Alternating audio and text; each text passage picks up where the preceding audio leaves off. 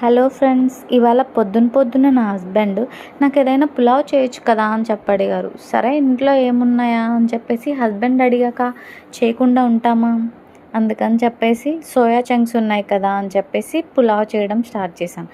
Pulao are biryani ఏదైనా అనొచ్చు. ఇంకా పన్నీర్ కూడా ఉంది కదా అని చెప్పి పన్నీర్ కర్రీ చేశాను. మళ్ళీ కర్రీ ఏంటి కొంచెమే ఉంది అని అనుకోకండి ఫ్రెండ్స్, ఎందుకంటే మేము ఇంట్లో ఉండేది ఇద్దరమే కదా, అందుకని కొంచెం చేశాను. ప్లీజ్ లైక్ చేయండి ఫ్రెండ్స్, నా ఛానల్ని సబ్స్క్రైబ్ చేసుకోండి. నా పులావ్ ఎలా వచ్చిందో కామెంట్ చేసి చెప్పండి. మీకు ఒకవేళ నా పులావ్ నచ్చితే మీరు మీ ఫ్రెండ్స్కి షేర్ చేయండి. చూసేయండి నా పులావ్ ఎలా ఉందో.